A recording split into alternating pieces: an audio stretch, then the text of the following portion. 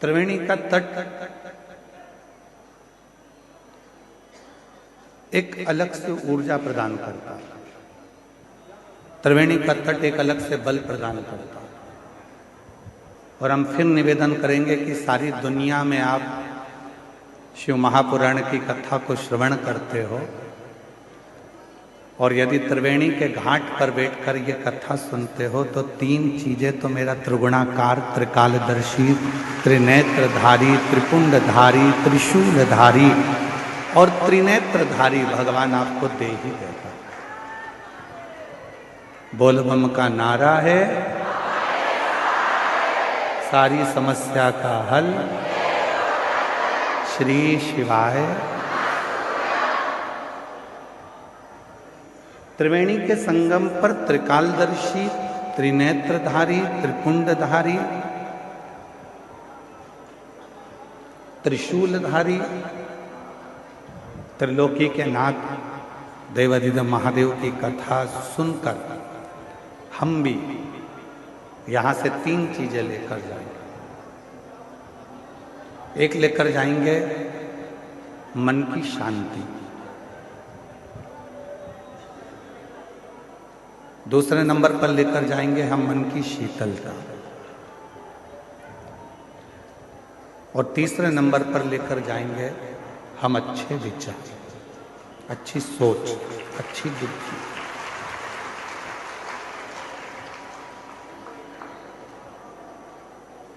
क्यों?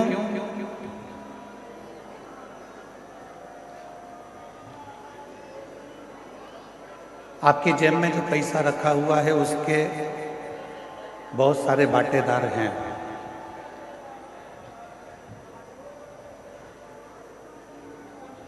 आपकी अलमारी में जो पैसा रखा हुआ है उसके भी बहुत सारे हिस्सेदार हैं।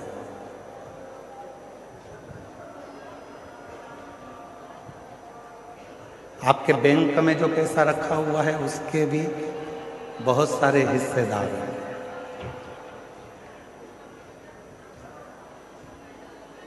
आपका प्लाट है उसके भी बहुत सारे हिस्सेदार हैं।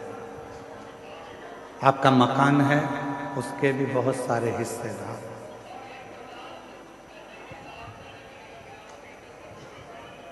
आपकी जमीन के, आपकी प्रॉपर्टी के, आपके धन के,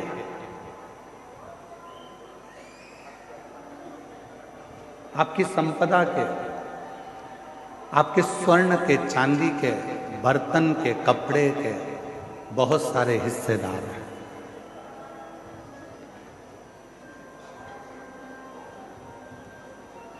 जितना भी आपके पास में धन है उसके ढेरों हिस्सेदार होंगे, पर एक धन हमारा खुद का होता है जिसका कोई हिस्सेदार नहीं होता।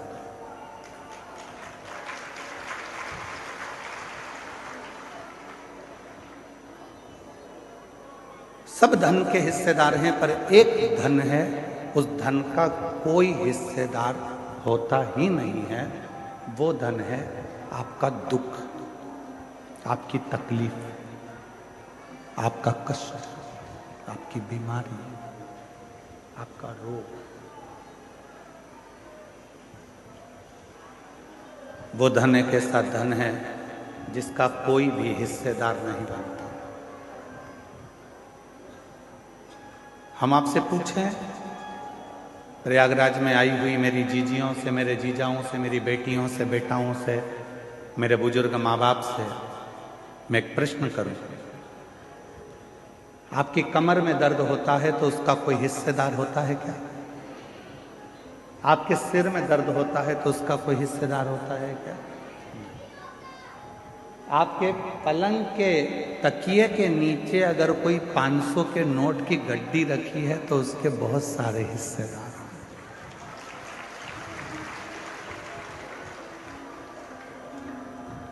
उसके हिस्सेदार हो सकते हैं, पर आपके दुख का कोई हिस्सेदार नहीं, कोई नहीं। आपकी तकलीफ का कोई हिस्सेदार नहीं हो। परशु महापुराण की कथा में पार्वती खंड में उमा संहिता में भगवान शंकर ने पार्वती जी से कहा है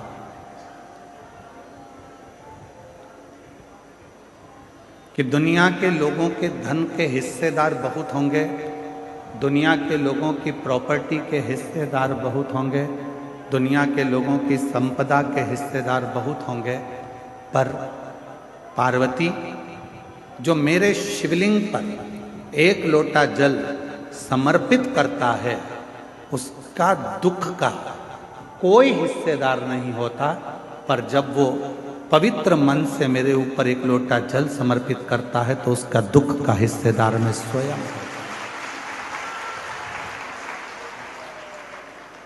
उसके दुख का कोई हिस्सेदार होगा तो वो शिव होगा।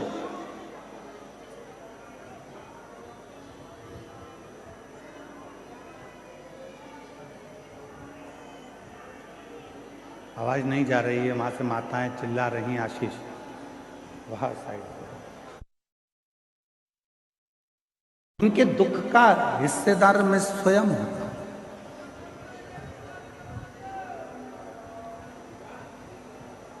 इनके एक आदमी को पीछे भेजो तो वो सुन लेगा वहां से।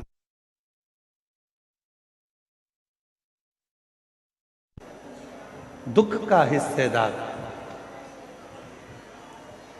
शिव कह रहे हैं कि जब कोई एक लोटा जल समर्पित करता है, जब कोई एक लोटा जल मुझे देता है, तो वो जब दुखी होता है तो उसके दुख का निवारण करने के लिए मैं स्वयं उसके दरवाजे पर पहुंचकर उसके दुख को काट देता हूं।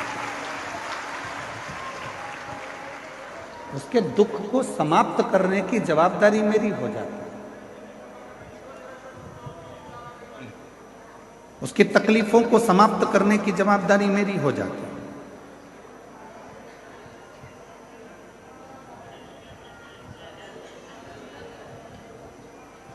और मेरा तू ही तो हमदर्द है, जिसे हर दर्द कहता हूँ।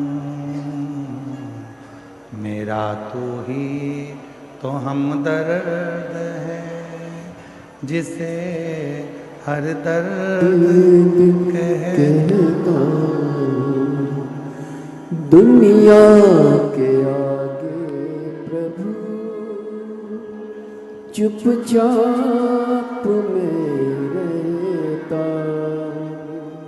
दुनिया के आगे प्रभु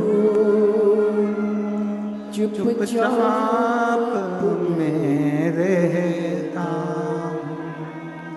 मेरा तू ही तो हमदर्द है, जिसे हर दर्द कहता हूँ। मेरा तू ही तो हमदर्द है, जिसे हर दर्द कहता हूँ। शिव से कहीं ऐसी कोई बात नहीं है जो तुम्हारी कट जाए।